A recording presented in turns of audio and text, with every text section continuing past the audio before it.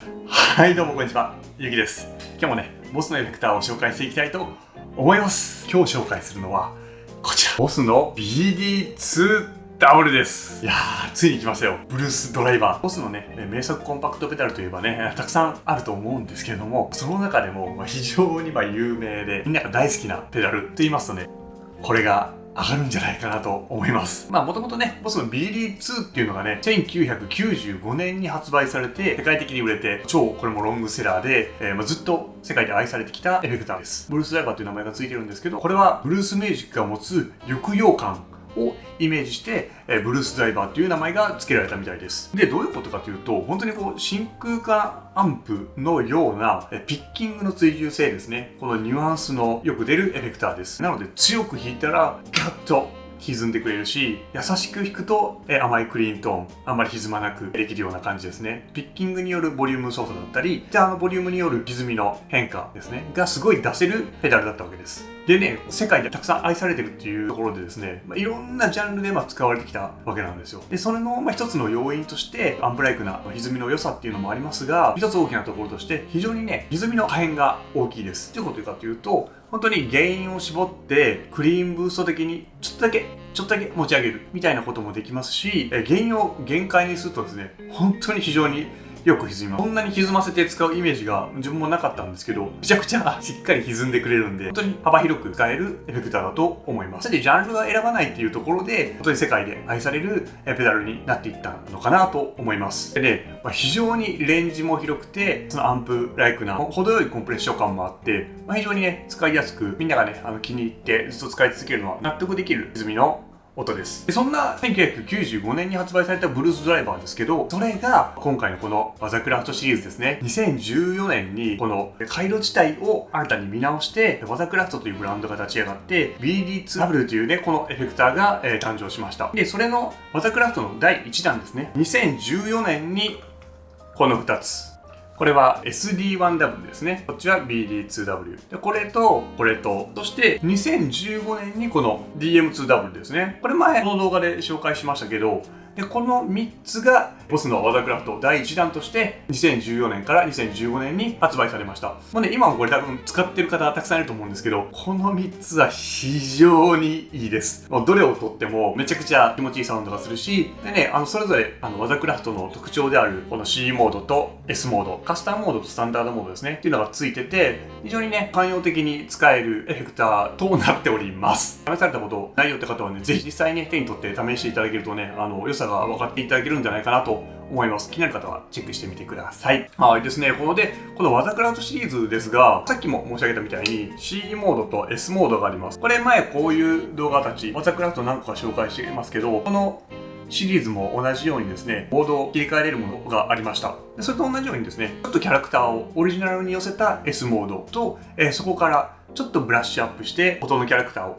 少し調整したカスタムモードがあります。S モードっていうのはさっき申し上げたみたいにブルースドライバー特有のこのブルージーなサウンド、もともと愛されていたブルージーなこのブルースドライバーの音っていうのをディスクリート回路で再現しています。この回路自体もオリジナルとは変えてしまってるみたいですね。そして C モード。C モードというと、ちょっとね、キャラクターが変わって、繊細なピッキングニュアンスに反応する、ずぶとく粘りのあるサウンドということらしいです。確かにね、自分も使ってみて、カスタムモードがローがしっかりズドンと出て、ロー側にレンジの広い感じになるので、僕はね、こっちのカスタムモードが好きでした。もちろんね、スタンダードモードも良かったんですけど、個人的にはこのカスタムモードがすごく好きでした。なんか面白いのが、すごいこだわってるっていうのは、モードを変えることで、単なるパーツの切り替えじゃなくて、この中でですね、キャラクターに応じてですね、回路が最適なものにもう切り替わっちゃうっていうこだわりの設計だそうです。はい。こんな感じでね、ボスの BD2W でございますが、早速ね、どんなことがするのかチェックしていってみたいと思います。こんな感じの音でやっていきたいと思います。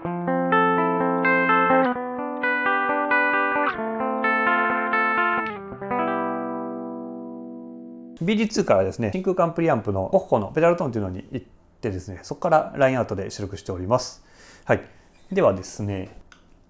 よいしょ。まずはですね、12時の音聞いてみましょう。スタンダードモードです。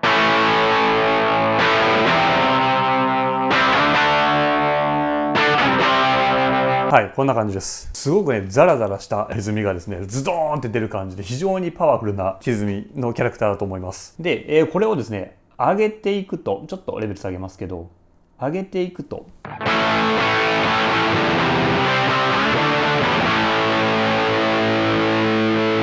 こんな感じで非常にブーミーな音にもなります。でトーンも上げると、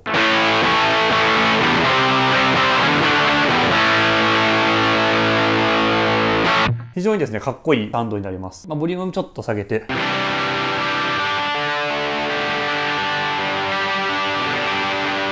かなり歪み強めですけど、こんなぐらい歪みます。なかなかいかついサウンドだと思います。で、これがですね、BD2 の良さといいますか、クランチが美味しいペダルだと思いますので、こんな感じでですね、原因を落とした音です。こんな感じの歪みです。これをですね、優しく弾くと、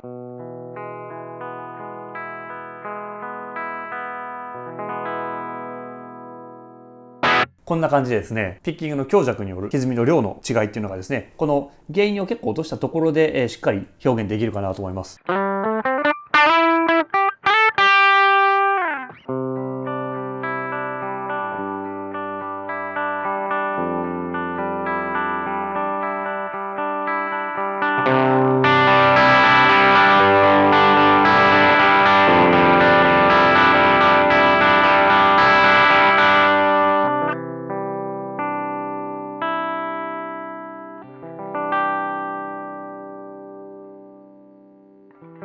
みたいなことが、できます。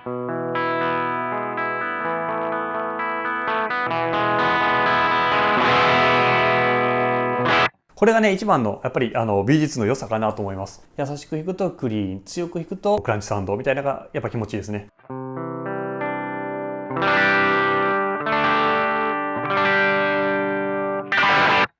とてもいい感じです。印象としては非常にね、ガッツのあって強い歪みなんですけど、原因を低く、保つことでですね、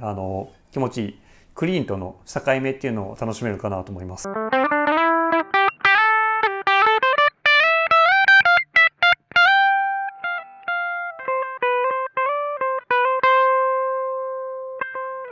とても使いやすくていい音かなと思います。じゃあカスタムモードを見てみましょう。カスタムモードに変える前にスタンダードモードの音がどうだったかっていうのをちょっと12時の状態で試します。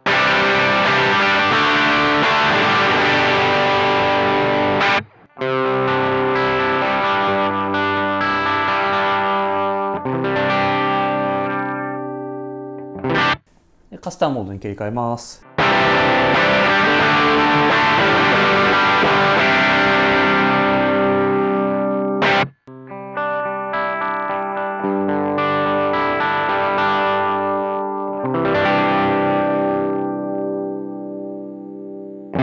はい、いかがでしょうか。結構ね、こっちはローがしっかり強く出てですね、非常に図太い音な気がします。ガッツのある BD2 の音っていうのは変わらずにですね、しっかりローがオリジナルより出てる、S モードより出てる感じですね。で、ピッキングの追従性も S モードより強い気がします。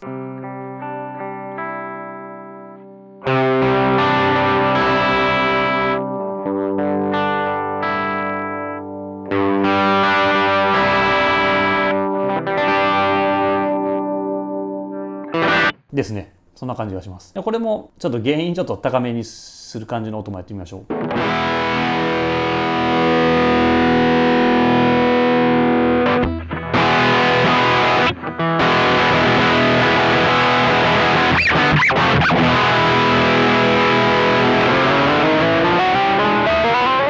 やっぱりね、非常にガッツのある強い音だと思います。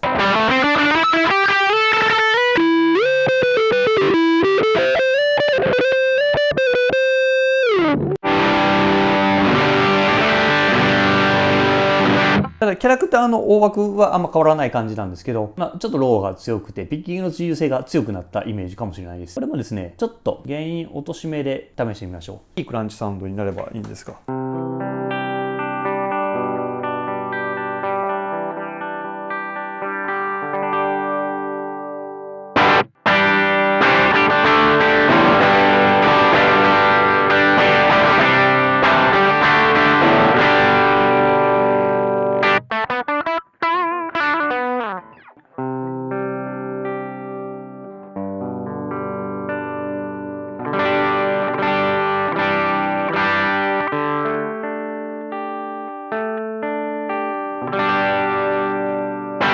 はい、これもね非常にいい音ですね。僕はねこっちの方がな弱ピッキングの幅がですね、クリーンになる幅が広く感じて弱く弾いた時の印象が非常に良くてクリーンになりやすくて気持ちいいかなと思いました。はい、こんな感じでね非常にガッツのあるすごい歪む音からいいクランチサウンドまで作れる、いいエフェクターでした。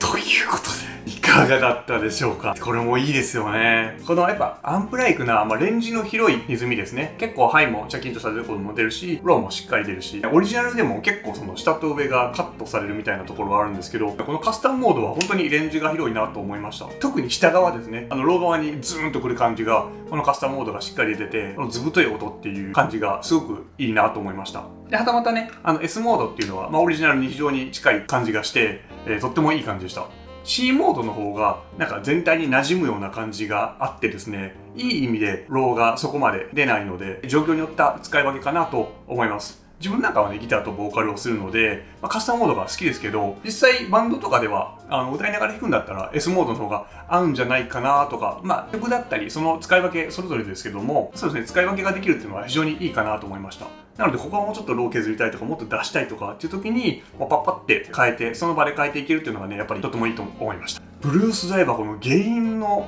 大きさ、これがやっぱすごいなっていうところで、やっぱり歪ませるとこんなに歪む、バリバリロックでも、メタルでもいけるんじゃないかなぐらいの歪み量やっぱりありますよね。メタルゾーンみたいな超ハイゲインエフェクターとはやっぱりまた違った住み分けはあるんですけれども、このねクランチだったりクリーンに近いサウンドがね非常に綺麗なこのペダルがここまで歪ませれるっていうのがね非常に面白いですね。アンプの歪みを使わないでエフェクターで歪ませるんだっていうので、ボスでまず何買えばいいのかなっていう方はまずこの辺からスタートするのがいいんじゃないかなと思います。別にワタクラフトじゃなくてもこの無印の SD1 だったり BD2 で全然いいと思います。で1万円しない価格でね買えるのでね、初心者さんなんかにもねめっちゃおすすめできるものだと思います。初めての歪みでこの2つをどっちかを買ってですね、で、上級者になってもですね全然これ持ってて損はないペダルだと思いますので、初心者さんなんかはこういうペダルから始めてみるのも非常にありかと思います。僕はですね実際この BD2 を使うんだったら、どういう風に使うかっていうところなんですけど、ギターから